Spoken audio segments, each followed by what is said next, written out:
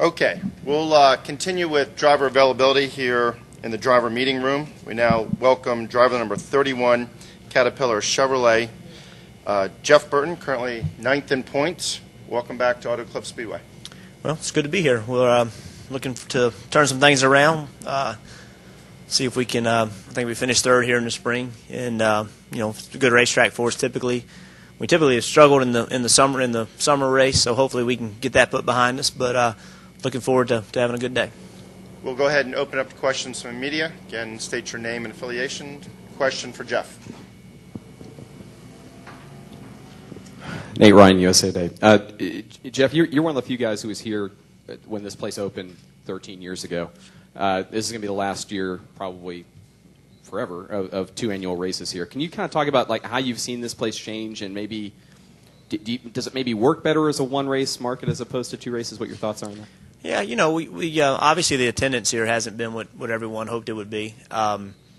It's I think it's a good area for us to be in. I think being on the West Coast is a good thing. It's close to L.A. It's close to I don't know. It just seems like to me that it makes sense to be here.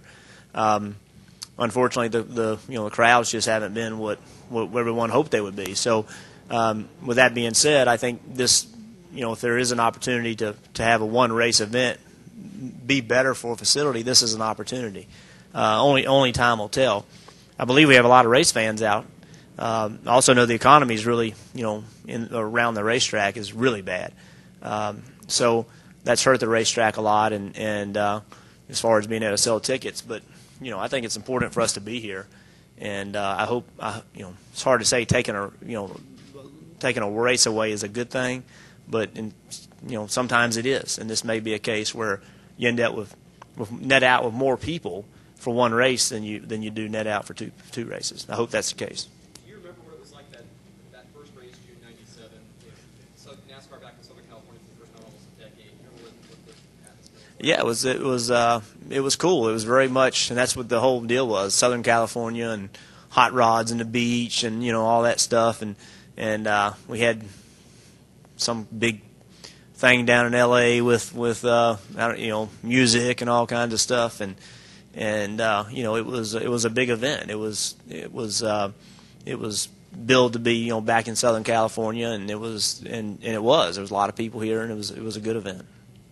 Jim Auto Show Observer. Jeff, in 3 of the last 4 races, basically since the Richmond Chase cutoff race, we've had 5 or less cautions in the races, in 3 out of 4. First of all, as a driver, have you noticed that? And second of all, can you talk a little bit on how difficult, I assume, it is for teams who start off perhaps not good in a race to adjust and fix things when you have less opportunities under a caution to do that? Yeah, I haven't noticed the least. I know this sounds silly when I say this. I haven't noticed less cautions, but I've noticed more green flag pit stops, and that's an interesting thing because there's a lot of time to be made up or lost on green flag pit stops, and the other thing is we've become accustomed to a lot of cautions, and so we've started working on our cars so that they run good for like 2/3 of a run, and you really don't care what it does in the last third because you never get there. Well, we've been getting there. And we've seen long runs. We've seen teams really fall off. So it has had an impact. It is difficult, very difficult, when you aren't running well, when you're getting a lot of green flag runs, to ever try to get caught up because there's just less opportunity. And the other thing is when you make the wrong move, you have less opportunity to fix it. So sometimes a good running car, in an effort to get better, makes an adjustment, and it goes the wrong way, and you go green for a fuel stop, well, that hurts that team too. So the less stops you have, the more precise you have to be in the changes that you make. Last week, for example, we ran 4th to 7th the whole day, and the last stop, we made the wrong change. Whatever happened. I didn't ask for the right thing, and we got really, really slow.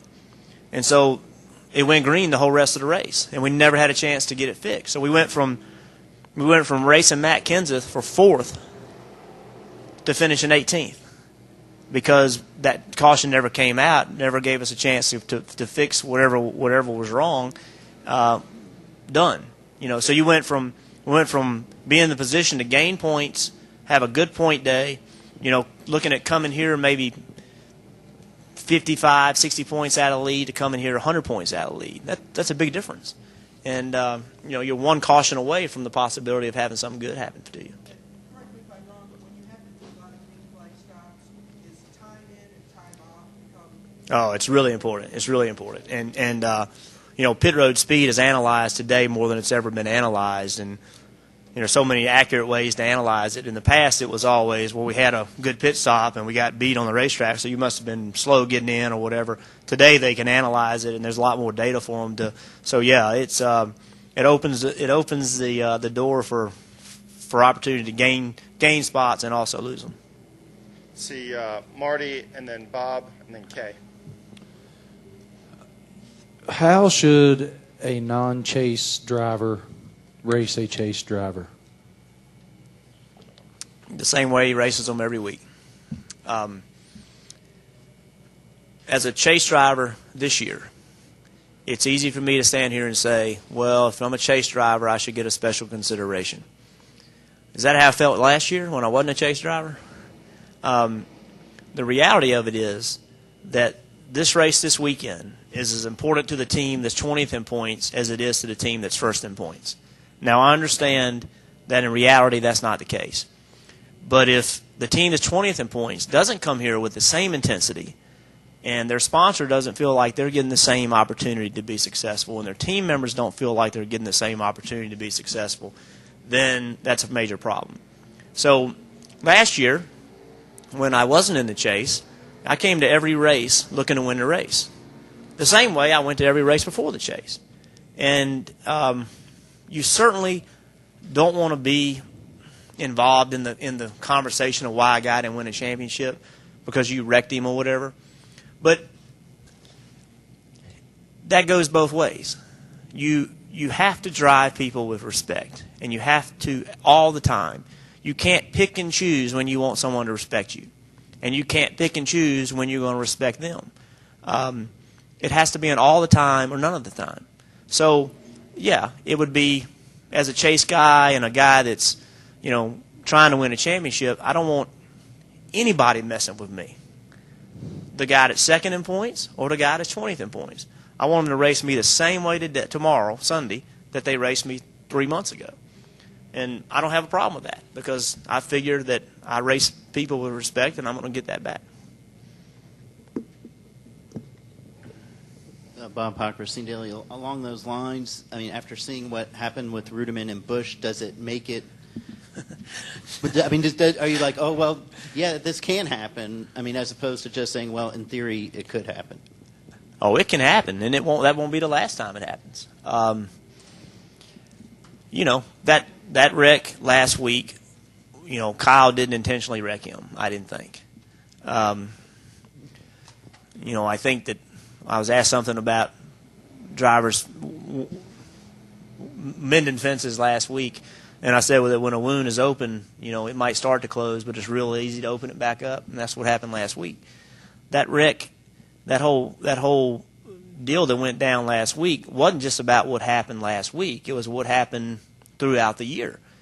And when you feel like somebody doesn't respect you and doesn't show you respect, and then they get into you, whether they meant to or not,